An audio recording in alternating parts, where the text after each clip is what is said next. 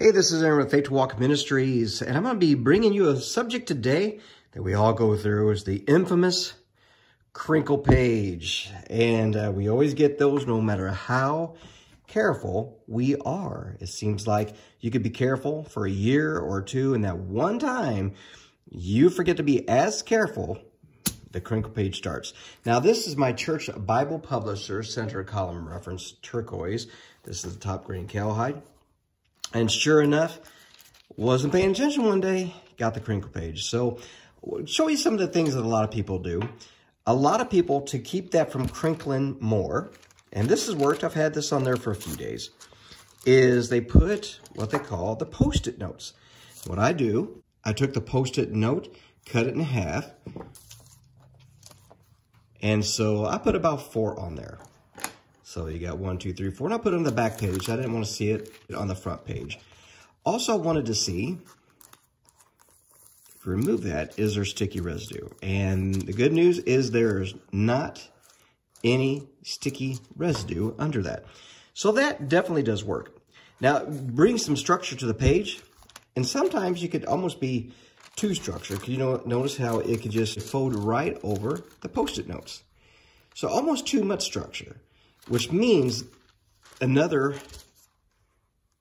crinkle could start right there because it's not folding, it's not bending the page very good. So another thing that I just got, you can get the document mending tape. This is, and that comes in, the document mending tape comes in the 1 inch by 35 foot. This is the mending tissue, so it's a 1/2 inch by 50 feet. So I'm going to try this. And what I'm going to try it on first, I'm going to try it on this one. I'm going to try it also my Thomas Nelson Premier Collection. This is the King James Version Giant Print Center Column Reference Bible. Sure enough, got the crinkle page there. So I'm going to try this same tape. I'm going to probably put it on the back page again. I'm going to do 4. 1, 2, 3, 4. I'll probably do a 3-inch strips. And this, I do believe, is going to have a little bit more give to it. So the page will actually be able to bend a little bit more. So I'm going to do it with that one before I do it with one of my Canterbury's. Now, it's not really a crinkle page yet. I don't know if you could tell, but it has started. There's a little, like I said, I don't know if you can tell it, but there's a line right here that you can tell is wanting. It is so wanting to start bending and crinkling. It's right there. And I'm like, no, no, no, no, no, no, no, no, no, no, no. So I'm gonna go ahead and put some tape there, as well as there's another part I'm gonna put some tape on the bottom of the page because I think it's gonna start trying to crinkle. They're not as bad as the front or end pages, but it's in Psalm 139, 140. So one day, I just noticed that there was a crinkle started right here. You can see it on this page. See that crinkling is trying to start right here, right here. So I'm gonna put some tape on the bottom of these two that hopefully prevent that from continuing on when I'm reading scripture. Don't feel bad, even if, look at all the writing. Look, even if you have a Canterbury, once again, a Schuyler, Cambridge, R.L. Allen, don't feel bad to use it a lot. I use this a lot. I do have some dog-eared pages already, but I'm going to put some tape because the biggest thing is not so much the crinkle page, but I had a Thompson chain reference, and I'm going to show you what happened to its crinkle page. And you just got to put a lot of tape because what happened, this still lays kind of flat. So the top of the page is still flush. But after a while, you're going to get a crinkle, and that page is going to do this. That page is going to sit up. So when you close the Bible, you're going to have that. The only way you can do that is either put a lot of tape or, and when I did my Thompson, I just trimmed the part top because it just looked weird. So I'm going to beat the punch. I'm going to come back with another video to show you about the tape. Now, how the tape works, you just pull it out, and you got to peel this part from the backing. Now, I hope you have a little bit of fingernails. If you don't, it might be, you might get somebody else has some fingernails to do it for you. And you just peel it, and you put it on there and you can cut it. And of course, I got a nice cutting utensil. And then you'll want to get something clean that you're going to want to press that tape down with. And this is what I use. You can get it from Hobby Lobby. I don't know really what you call it.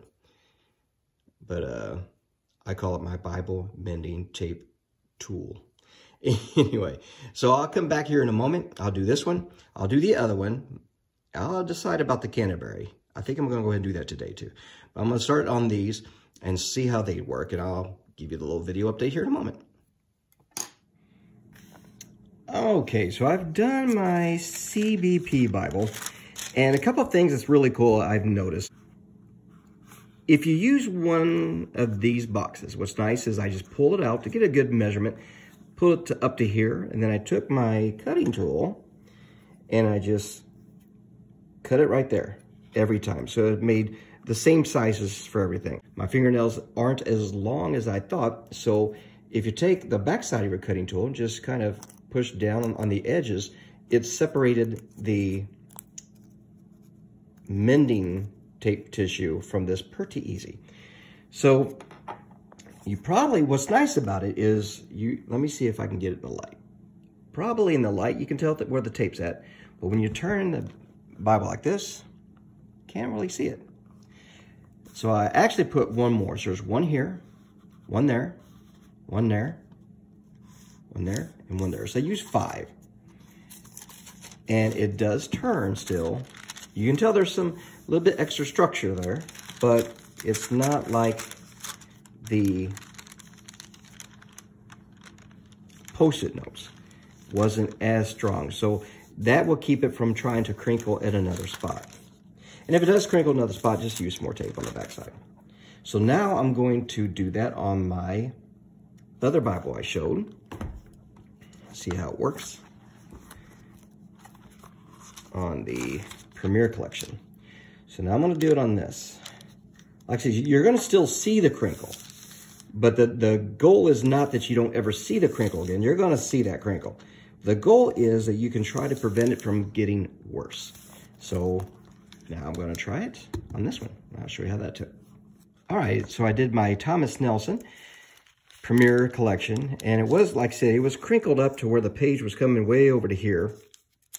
I did 5 on this one. Now, if you do the 1-inch document tape, you could probably get by with 4. Well, you probably can. I'm not sure if you can see that in the light. Yeah, I think you can. This one I did a little bit longer. Instead of doing like a 3-inch, I did about a 4-inch on these because it went so far out down here. And once again, it gives more structure, but the page bends a lot better than the Post-it notes do. So I think that one worked well. Okay, and I'll let you know also a couple other tricks. Make sure your hands are clean, because if you have dirt on them, the tape will pick up the dirt and put it under there. And then I'll tab it by my finger, but as I put it on, I will take this and I will roll it at a little bit of an angle. I will roll it on as I'm going through, because you don't want to actually tape a crease and make the crease permanent. So you're going to want to make sure you tape those creases. Like I said, you still see the crinkle. It's not going to disappear the crinkle, but it's not going to get worse. In fact, there's a lot of people who get Bibles, and the first thing they do right out of the gate is they'll put Post-it notes or they'll put tape across that whole page almost. Because the pages behind it, they usually don't crinkle. It's always that first, maybe second page that crinkles. But the pages behind it usually don't.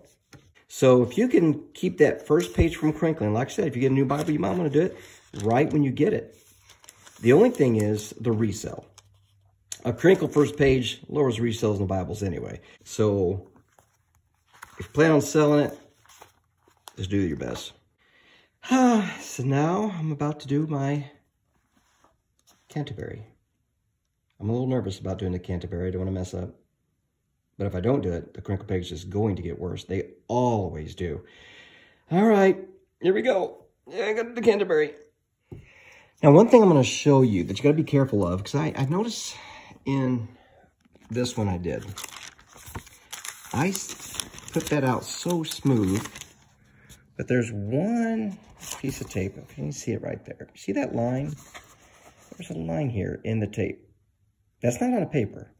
There's not a piece of paper under it. So I'm like, what in the world?